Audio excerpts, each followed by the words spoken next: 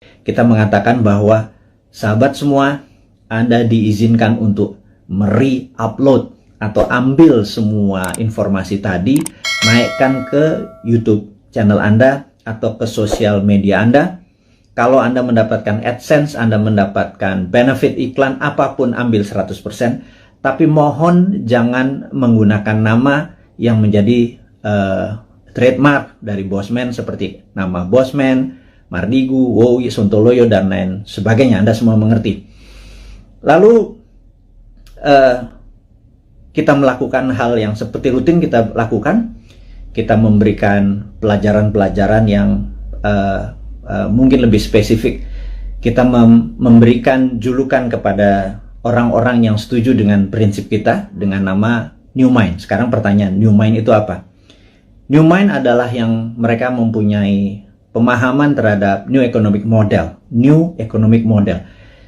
Kita adalah kaum secara ekonomi tidak lagi berkiblat pada Adam Smith dan Keynesian. Kita menyebut diri kita adalah post-Keynesian atau Keynesian yang sudah kita lewati. Dan mazhab kita ini dipakai oleh Michael Hudson atau Hudsonian. Michael Hudson dengan Hudson Institute-nya tahun 1971 menyarankan pemerintahan Nixon untuk melepas jaminan emas dalam memprinting dolar. Kemudian menggunakan petroleum untuk printing money sebagai underlying dolar dan hutang negara-negara lain untuk printing dolar. Sejak tahun 1971 Amerika awal menjadi negara superpower dan terus mengontrol dunia dengan energi dan currency. Kemudian Michael Hudson ngajar di Peking University tahun 1989. Partai Komunis Cina mengadopsi Hudsonian atau post-Keynesian sebagai platform ekonomi dalam negerinya. Dan dua negara tersebut sukses dalam 20 tahun dari 89 ke 2008, di mana adalah Olimpiade Beijing waktu itu. Dunia tercengang dalam 20 tahun saja. China atau Tiongkok sudah menjadi negara sangat besar atau superpower. Dan dua negara tadi, Amerika dan Tiongkok, menggunakan New Economic Model berbasis ajaran dari Michael Hudson yang saat ini yang terkenal adalah muridnya namanya Stephanie Kelton.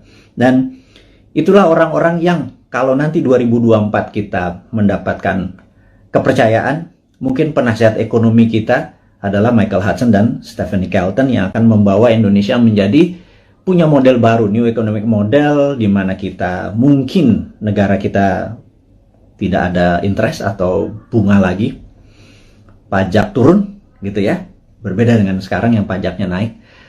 Hal ini adalah karena kita New Economic Model. Jadi New Economic Model kita menyebut diri kita sebagai New Mind. Kemudian New Mind memahami apa yang namanya geopolitik.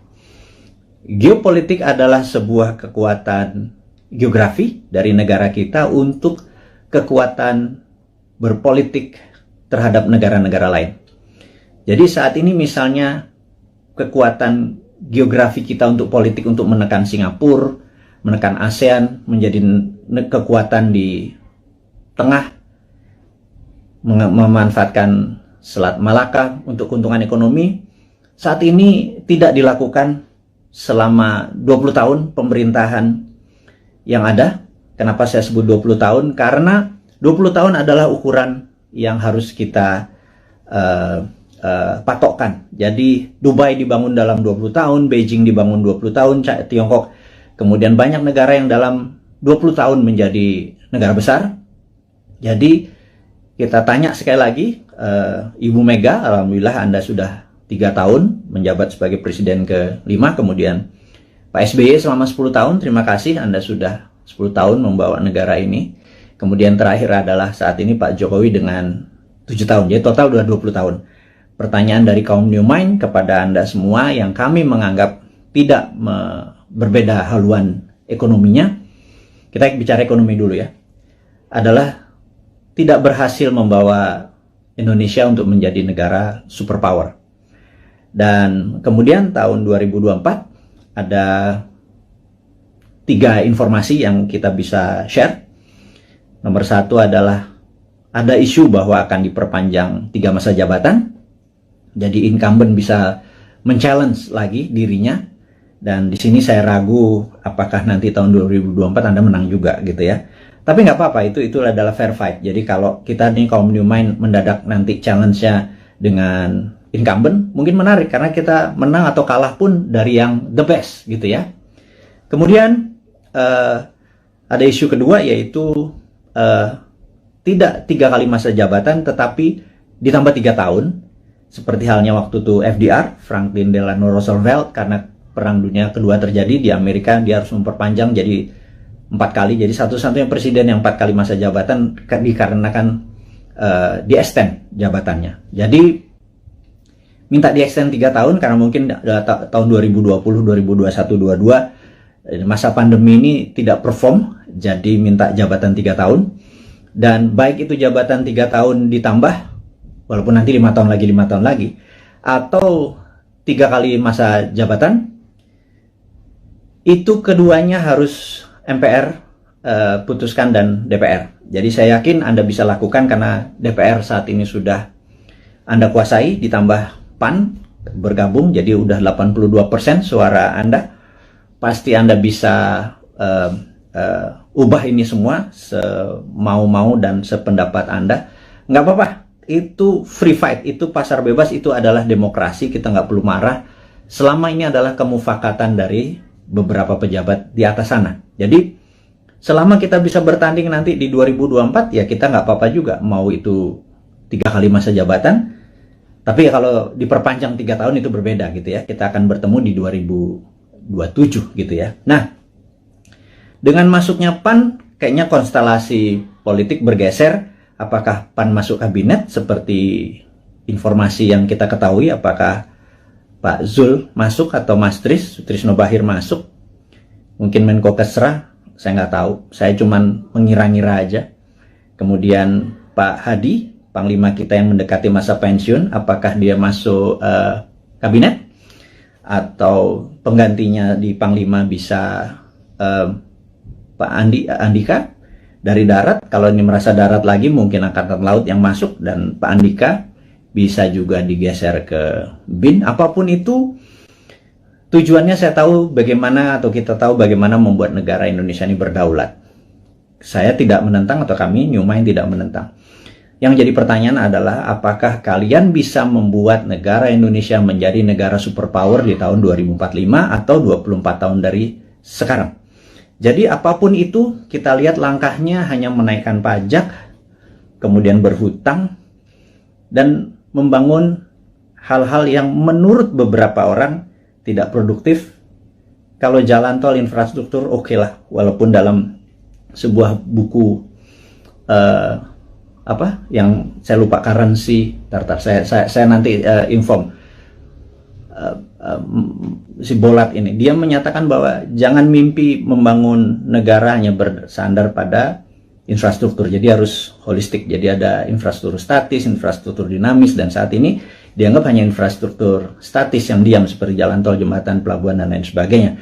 Harusnya infrastruktur dinamis juga dibangun. Tapi ada hal yang menurut kami adalah hal yang tidak produktif, adalah membangun ibu kota pindah ke Penajam, dan ini produktifnya di mana kita nggak tahu gitu ya.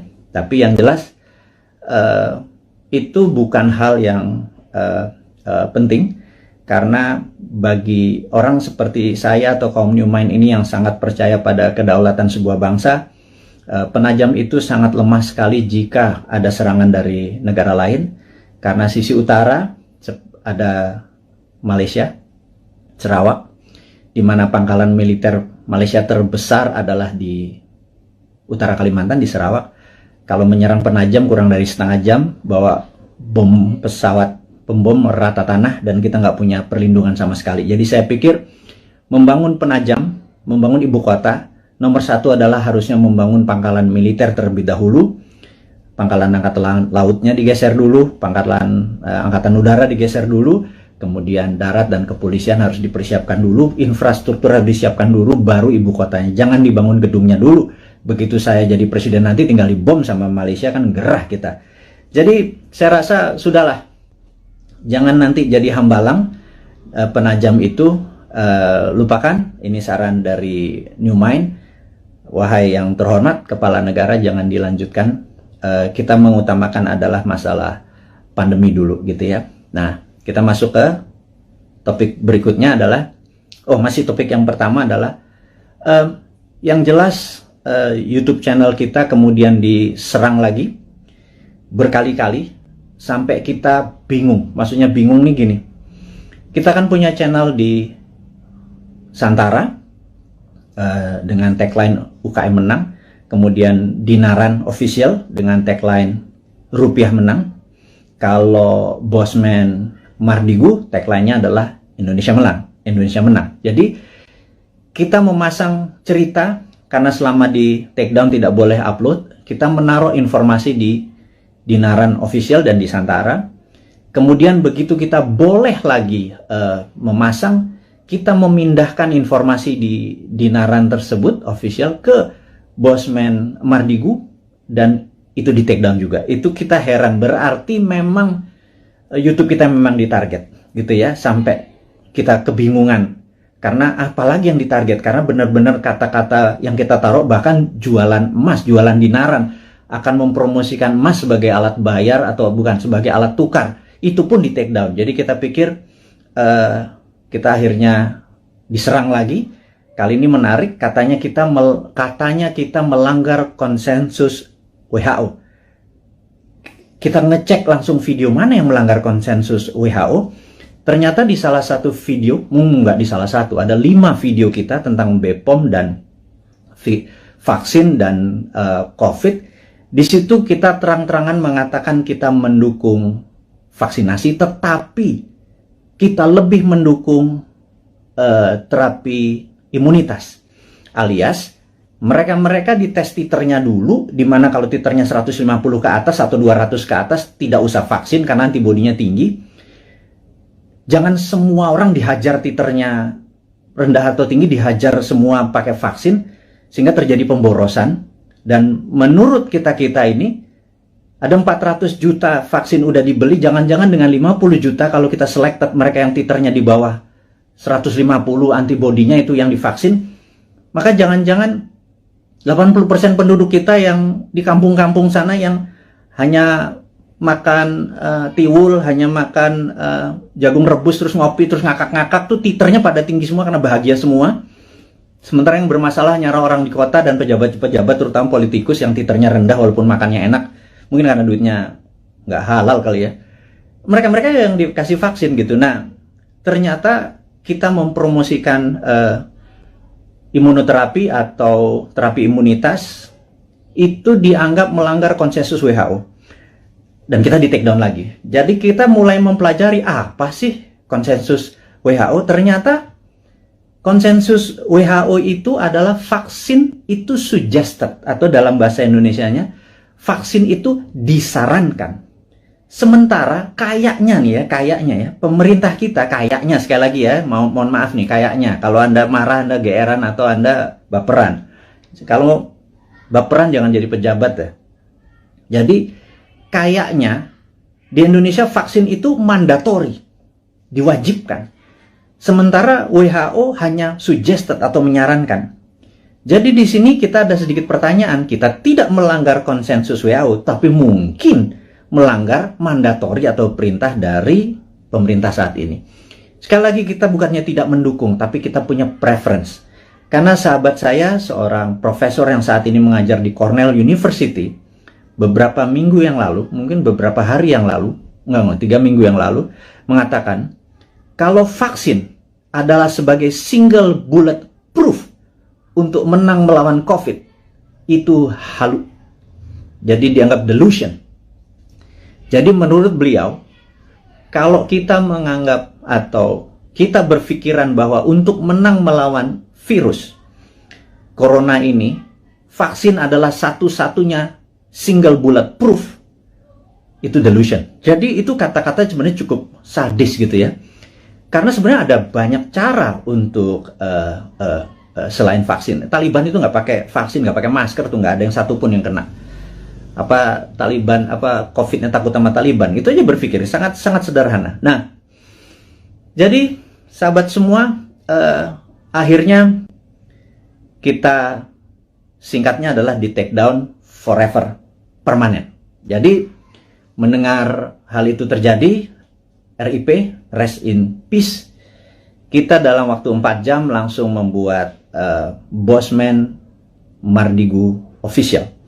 Dan entah bagaimana, tahu-tahu ada 5-6 akun mirip-mirip, ada Mardigu Wowi official, Mardigu Bosman Mardigu unofficial, apapun itu. Saya minta dengan segala kerendahan hati dan dengan segala hormat Anda untuk mengganti dengan nama, jangan pakai trademarknya Bosman.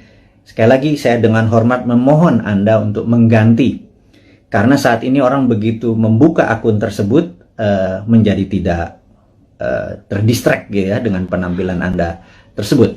Saya tahu niat Anda baik, tetapi saya sudah wanti-wanti, jangan pakai nama trademarknya Bosman, tapi videonya Anda upload, Anda re-upload, Anda share, Anda berhak atas itu semua. Tidak ada hak paten atau right yang saya tuntut, tidak ada. Tetapi jika ada orang keberatan, sayalah keilmuan tersebut yang akan dipertanyakan. Jadi Anda tidak akan bertanya. Jadi sekali lagi saya mohon maaf untuk Anda. Saya minta dengan segala hormat untuk mengganti channel tersebut sehingga Bosman Mardigu official adalah satu-satunya akun. Dan ke depan kita akan punya gaya lain, punya genre lain, punya aliran lain, demi membuat Anda semua mengerti otot atau muscle knowledge atau otot bernegara yang lain yang akan kita ajarkan, yang akan membuat kita menjadi negara besar superpower di 2045. Dan di sini Anda akan selalu mendengarkan kata-kata berulang, yaitu New Mind 1, nomor 2 adalah 024, di mana kita target 024 adalah New Mind sudah mendapat mandat. Itu bukan berarti Bosman atau seorang Mardigu menjadi presiden, tapi kita berharap dalam 3 tahun ke depan, ya, kemarin kita udah punya 171 juta viewer. Kalau satu orang menonton 10 video Bosman, maka ada 17 juta sahabat Indonesia yang sudah menonton video Bosman. Kalau kita menarget 1 miliar viewer dengan teman-teman, ada sekitar 100 akun bersama-sama. Kalau 1 miliar viewer ditonton, maka kalau satu orang nonton 10, ada 100 juta warga Indonesia sudah terkena dengan New Mind. Saya harapkan secara pribadi 70% menerima konsep tersebut. Kalau 70% menerima konsep tersebut, ada sekitar 70 jutaan orang. Itu sudah hampir 50% dari mata pilih di 2024. Dan inilah yang menentukan course atau Indonesia mau kemana nantinya. Maksudnya begini, sahabat semua, sahabat muda, saya mengkhususkan Anda yang berjiwa muda dan masih muda, yang saat ini umurnya 40 tahun paling tua atau 40 tahun ke bawah. 3 tahun lagi paling tua adalah 43, 45 mungkin ya. Dan Anda yang berusia 45 tahun ke bawah, di tahun 2024 Anda adalah merupakan 71% mata pilih. Sebenarnya Andalah yang menentukan negara Indonesia ini mau kemana. Masih bergantung pada IMF? Monggo. Masih berhutang? Monggo. Pilih aja siapa-siapa yang kira-kira mirip-mirip dengan genre-genre atau aliran 3 presiden terakhir. Pak Bu Mega, Pak SBY, dan Pak Jokowi gitu ya. Atau Pak Jokowi itu sendiri. Jadi, kalau Anda masih mau miring ke Tiongkok, pilihlah yang kita sebut para old mind. Jadi, kalau nanti di 2024 Anda masih memilih old mind, ya nggak apa-apa juga gitu ya. Ya sudah, saya secara pribadi tidak kalah, tidak menang. Tapi saya akan bilang ke anak cucu kita atau kita semua ya saat ini, yang hampir 7.000 sahabat yang saat ini bersama-sama menonton live IG-nya Bosman ini. Saya mohon dengan amat sangat, Anda fight untuk hak Anda, Anda fight untuk cucu turunan Anda, sehingga nanti Anda berkata bahwa anakku atau cucuku, dulu eyang, dulu mbah, dulu Pak Ade, dulu apapun itu, kita fight untuk membawa Indonesia dengan memberi pelajaran baru supaya Indonesia menjadi negara berdaulat superpower di 2045. Tapi kami kalah. Di 2024 ternyata yang dipilih adalah old mind juga. It worth a fight. Jadi kita bisa punya cerita bahwa been there done that, ya gue kalah gitu ya. Tapi kalau kita menang, percayalah, New Mind akan membuat Indonesia menjadi negara superpower di 2045. Detailnya kita selalu urai di dalam 1000 video ke depan dalam 3 tahun. 1000 itu hampir 3 tahun. Itu akan mengurai dengan rinci apa yang harus kita lakukan mulai dari sekarang sampai 2024, dari 2024 sampai 2045. Kita rinci bagaimana Indonesia untuk menjadi negara superpower year to year-nya. 2025-nya ngapain, 2026-nya ngapain. Saya tidak yakin bahwa satu orang pun yang saat ini mencalonkan atau ingin menari menjadi presiden atau menjadi wakil presiden di 2024 punya konsep untuk membuat Indonesia menjadi negara superpower. Saya ragukan itu. Karena yang mereka lakukan adalah populerisme. Ingin menjadi populer, dengan populer mereka diharapkan mengambil hati rakyat, terus mereka memilih. Yakin kita nanti begitu dia jadi, dia bingung mau diapain negara ini, gitu ya. Beda dengan New Mind. New Mind tidak ingin menari untuk menjadi presiden, tetapi konsepnya yang akan kita bawa agar siapapun yang nanti menari di 2024 membawa konsep ini yang akan membawa Indonesia menjadi negara superpower di tahun 2045. Itu 24 tahun dari sekarang. Jadi kita harus bersiap-siap menuju ke tahun 2045, dan kalau kita mundur 2029 atau 2034 telat kita ya, sekali lagi. Nah, sahabat semua, jadi saya rangkum sesi pertama, yaitu mengingatkan untuk Anda mensubscribe Bosman Mardigu Official, dan tolong sebar dan viralkan. Kemudian isinya mau di re-upload di YouTube channel Anda atas nama Anda pribadi, monggo, karena kita akan fight dalam jangka panjang. Dan jangan lupa Anda harus mempromosikan Anda punya YouTube, IG tadi dan lain sebagainya, karena jangan Anda menunggu bola, Anda hanya menggunakan video Bosman harus terus mengharapkan orang nonton kemudian mengharapkan AdSense. Nggak bisa begitu. Anda harus berkeringat untuk apapun yang Anda dapat. Anda promosikan video-video tadi di video YouTube channel atau sosial media Anda. Dan tadi pagi saya heran, saya naikkan sesuatu di IG. IG ini saya agak sedikit deg-degan, karena di Agustus kemarin 5 kali kita diperingati. Bahkan kita ada kata-kata ganyang koruptor, itu di take down. Itu cukup kaget saya. Jadi rupanya apapun yang ditulis, di caption oleh Bosman, bahkan video dari orang lain yang penontonnya cuma 300, kita ambil, kita upload di tempat Bosman, toto dalam 1 jam ada 100.000 viewer, captionnya kita mungkin berbeda dengan yang lain, toto di take down. Jadi tadi pagi di take down lagi, cukup kaget saya. Dan kalau itu di take down lagi membuat resiko IG kita yang 2,1 juta follower ini juga beresiko seperti 1,5 juta subscriber dari YouTube. Jadi, tapi apakah kita akan give up atau menyerah? Sahabat semua, perjuangan kita tidak akan pernah menyerah, walaupun kita mulai dari nol lagi, tetapi ilmu-ilmu kita dan ini pelajaran-pelajaran kita akan terus berikan. Kita tidak melawan, tetapi kita akan bekerja dengan dengan semangat kaum New Mind. New Mind itu nggak ada matinya. Die hard New Mind itu nggak ada matinya. Nah, sahabat semua, kita akan membicarakan